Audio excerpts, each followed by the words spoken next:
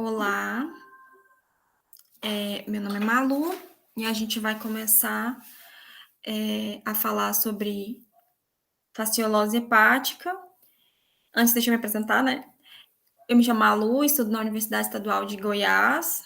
A gente vai falar sobre fasciolose hepática, como eu falei, e na matéria de microbiologia. E vamos começar, né?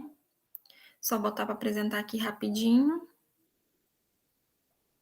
para a gente começar.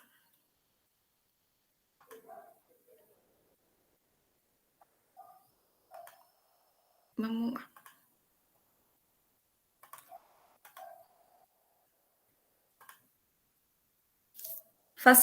Fasciolose hepática. O que é fasciolose hepática? Também chamada de focialíase, é uma doença causada pelo parasita fasciola hepática e certas vezes pela fasciola gigântica. Esses parasitas, eles ficam na realidade em canais biliares de bovinos, ovinos, caprinos, suínos, equinos e raramente do homem, sendo mais comuns em ruminantes. É uma doença rara, ela pode acontecer quando se consome água ou verdura contaminada. A gente vai ver a forma de transmissão mais para frente. Aí eu coloquei uma curiosidade, no caso, as características desse parasita, que ele vai caracterizar-se por apresentar um corpo com coloração avermelhada, com uma forma foliácea, que no caso é a forma que ele parece uma folhinha, se a gente for prestar atenção, parece uma folhazinha. É achatada dorsoventralmente e com a porção anterior em forma de um cone. Esse verme, adultos, eles medem de 20 a 30 milímetros de comprimento por 8 a 13 milímetros de largura, com 2 a 3 milímetros de espessura. Agora a gente vai falar um pouco sobre a transmissão desse parasita. Como ocorre a transmissão. A fasciola hepática, ela é transmitida para o homem a partir do consumo de água ou vegetais crus que contêm a forma infectante desse parasita. Isso, como eu falei lá no comecinho. Isso porque após a eclosão do ovo na água e desenvolvimento do caramujo, há uma liberação das formas infectantes para deixar a água e as plantas aquáticas, incluindo agrião, contaminadas. Então, vamos ver. Eu coloquei aqui no cantinho o ciclo da transmissão para a gente poder ter mais ou menos uma noção de como ocorre. Ocorre aqui com os ovos não embrionados nas fezes, que são liberados nos ductos biliares e vão ser excretados pelas fezes. Logo depois, esses ovos embrionados, eles são embrionados, perdão, na água. A gente pode ver aqui. Mesmo na água, esses ovos, eles vão liberar um miracídio, que eclodem, que eclodem e invade que vai penetrar e invadir o caramujo, que é um hospedeiro intermediário, é por ele que as coisas acontecem. No caramujo, esses parasitas, eles passam por vários estágios que estão bem aqui, que no caso são os esporocistos, logo depois as rédeas e por último as cercárias. Então, já passando por esses estágios, vem a cercária nadando livremente, que elas vão ser liberadas do caracol, né, que é o último estágio do caracol, do parasita no caracol, e elas em si insistem como metacercárias na vegetação. E em outras superfícies também. Logo após, tem a focialíase.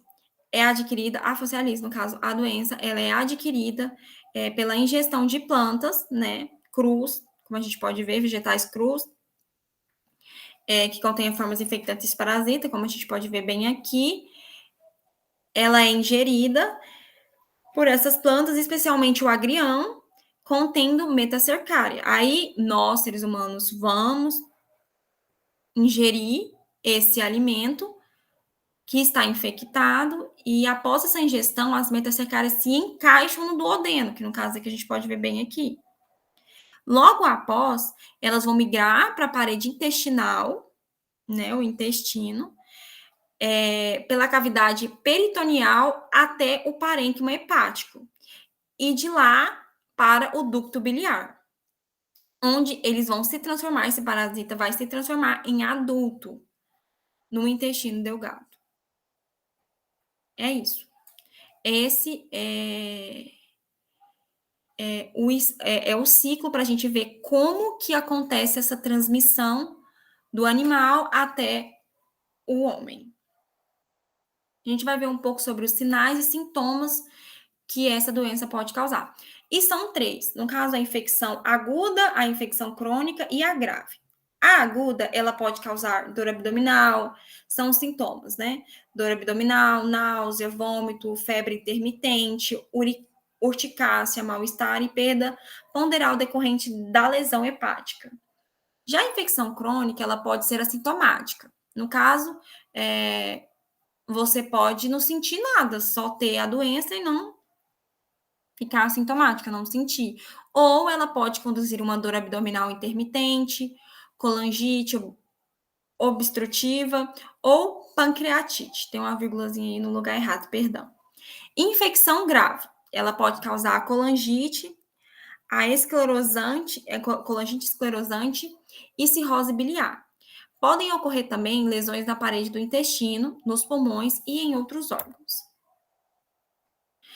Vamos ao diagnóstico. O diagnóstico dessa doença só pode ser feito 3 meses depois de ocorrida a infecção. Por quê? Porque quando os ovos que vai ser quando os ovos começarão a ser eliminados nas fezes, sendo visualizados através de técnicas de microscopia. Como esses diagnósticos não é conclusivo, vão ser recomendado o teste ELISA, imunofluorescência e reação de fixação de complemento. Pode também ser feita a técnica de intraderma-reação através da inoculação de antígenos. Pode ser realizado o exame de tomografia computadorizada e ressonância magnética. Nos animais também é feito o exame de fezes e ELISA, que são os exames que a gente faz para poder diagnosticar essa doença. Como que ocorre o tratamento da focialíase? O tratamento é orientado pelo médico, claro, e inclui o uso de medicamentos antiparasitários, como, pessoal, só pedindo desculpa aqui antes, caso eu falo algum nomezinho de remédio errado, que é a bitionol, por 10 dias em dias alternados, dehidroemetina, por 10 dias, ou albendazol, apesar de terem sido descritos efeitos colaterais graves associados ao uso desse antiparasitário. Caso já haja complicações no fígado, como cirrose ou obstrução dos ductos, será necessário um acompanhamento com o hepatologista, que indicará formas de prolongar a saúde do fígado, né? E, se necessário, indicar algum tipo de cirurgia de correção das obstruções. Em alguns pacientes, a extração dos vermes adultos do trato biliar por CPRE pode ser útil. O que é essa CPRE? É um procedimento endoscópio que tem o intuito de desobstruir a via biliar, né? Que é onde fica o parasita.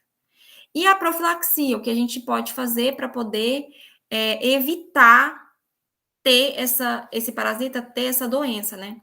Que é evitando o consumo de agrião cru, principalmente quando são irrigados por água de rio ou adubados por estrumes. Quanto ao controle e profilaxia nos animais, os que estiverem infectados devem ser tratados, evitando, na medida do possível, que defequem perto de água. Também deve ser feito um controle da população de caramujo, limínia, utilizando-se molosquicidas além de drenagem da pastagem alagadas, das pastagens alagadas. Quero agradecer, foi uma aula bem rapidinha, só para a gente poder ter um pouco de noção do que é essa doença, o tratamento. Muito obrigada pela atenção.